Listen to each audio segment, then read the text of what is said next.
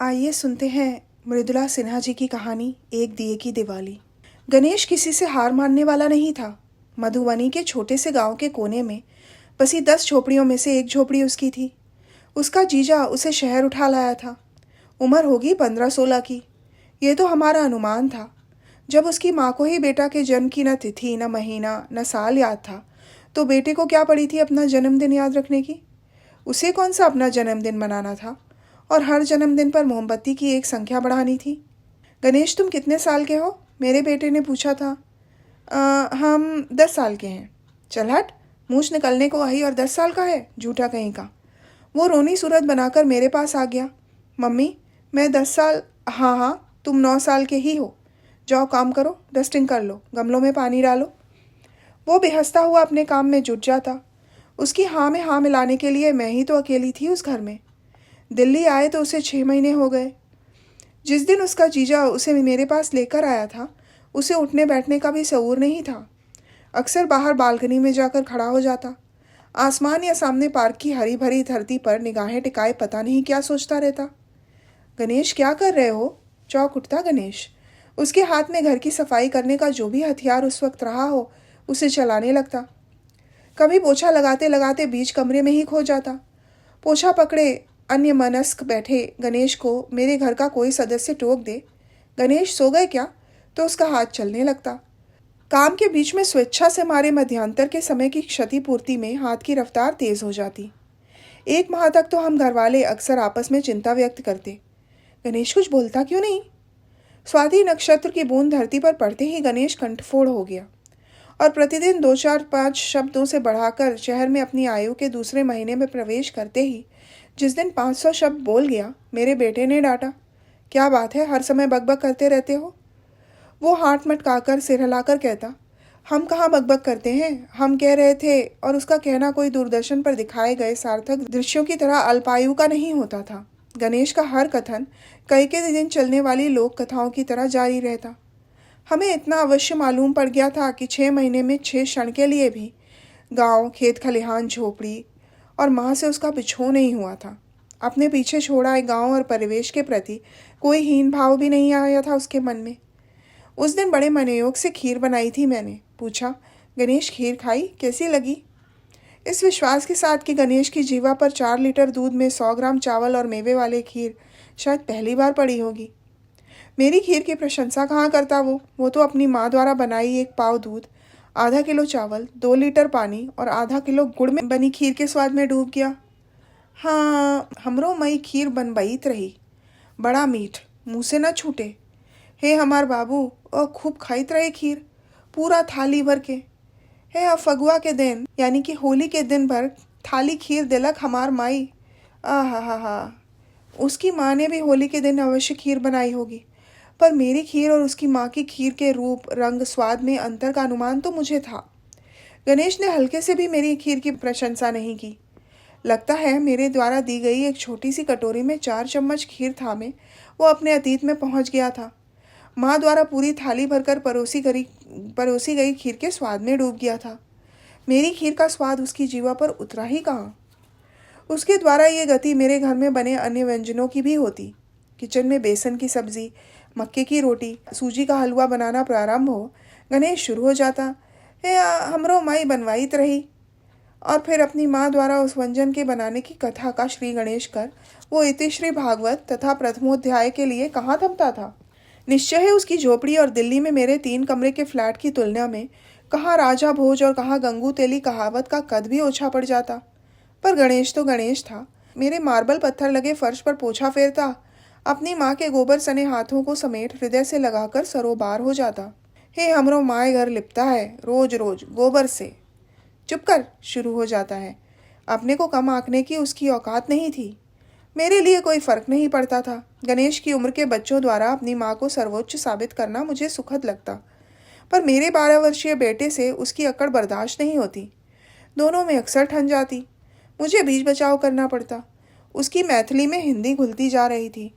बेटे ने उसे पराजित करने के लिए अंग्रेजी बोलना प्रारंभ कर दिया। गणेश मुंह बिचकाकर बोला, हमरो माई। हम सब ठहाका मारकर हंस पड़े।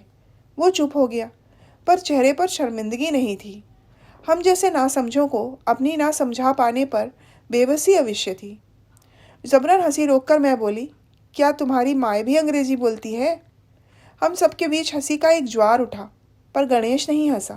पहली बार गंभीर हो गया। दिन भर गंभीर ही रहा। शाम को उसे सहज बनाने के लिए मैंने पूछा, गणेश क्या बात है? कुछ नहीं, मुंह फेर कर वो बालकनी में चला गया। मैं उसके सामने जाकर खड़ी हो गई। वो निर्निमेष आकाश निहार रहा था। आकाश ने भी निराश नहीं किया उसे। जल की 2 बूंदें तैर उठी उसकी गर्वीली आंखों में। नयन नम हुए थोड़ी देर के लिए ही सही। गणेश, माँ की याद आ गई क्या? मेरे स्नेह के 2 बोल उसे आश्वस्त कर गए। सदा की तरह अपनी बत्ती सी चमकाते हुए बोला, हमार माई अंग्रेजी नहीं बोलती। हम जब दिल्ली आ रहे थे, हमार माई बोली, अंग्रेजी पढ़ लेना, तभी दिल्ली में टिक पाओगे। वही हम कह रहे थे कि भैया से हम भी अंग्रेजी सीखेंगे। ठीक है, अभी हिंदी पढ़ना शुरू किया है, हिंदी पढ़ लो, फिर अंग्रेजी भी सिखा दूंगी। अब झटपट दूध ले आओ और कपड़े सब उठाओ। मेरे स्नेहिल 2 बोल से अधिक उसके मन की बात निकल जाने से उसके मन का मलिन धुल गया था और मेरा मन निश्चिंत हुआ था कि वो हर्षित होता दूध का डब्बा उठाने किचन में चला गया था। नवरात्रि के दिनों में भी दिल्ली का दशहरा, देवी पूजा तथा रामलीला के विधि विधानों के ऊपर चढ़कर बोलता रहा उसके गांव का देवी पूजन का मेला। लाल चमकौआ साड़ी पहनकर उसकी माए का मेला देखने जाना, मेले में 50 पैसे का गुब्बारा और 1 रुपए का बतासा खरीदना, माँ के ललाट पर बड़ी सी टिकली का चमकना, उसके पाँव में पहली बार हवाई चप्पल का पड़ना और न जाने क्या क्या। अब दीपावली की बारी थी।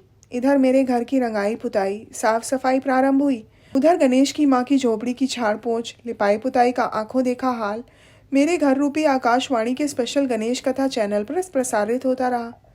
मुझे ये तो अंदेशा था ही कि दिल्ली की दीपावली को भी उस चैनल का उद्घोषक फीका ही करार कर देगा। समय का इंतजार था। दीपावली के 2-3 दिन पूर्व से ही प्रारंभ हुए बम पटाखे की आवाज़ उसके कानों में पड़ते ही वो पूछ बैठा, ई का हुआ मम्मी? ई कैसी आवाज़ है? दिवाली आ रही है ना, बच्चे पटाखे और बम फोड़ रहे हैं। अभी क्यों? आज तो दिया बत्ती नहीं है ना। अब मैं कहाँ उसके साथ झकझक करती। यहाँ सब दिन दिवाली होती है, जा अपना काम कर। अभी कितना काम बाकी है? हे मम्मी, हमरो माए अपने टीन वाले पेटी धोयले होती, वही पेटारी में माए के चमकौआ साड़ी और 1-2। चुप करना, समझ गई।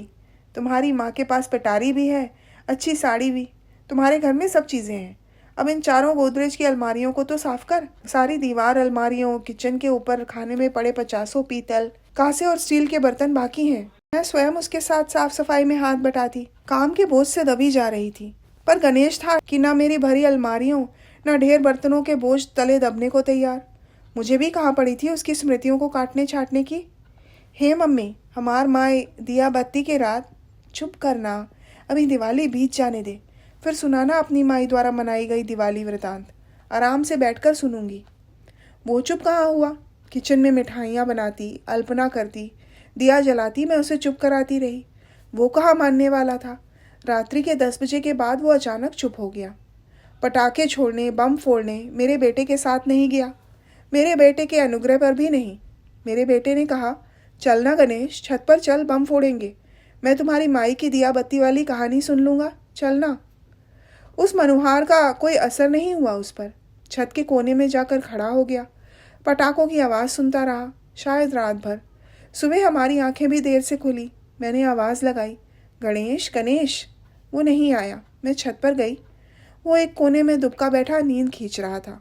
मैंने डांट कर कहा, क्या जागता रहा रात भर?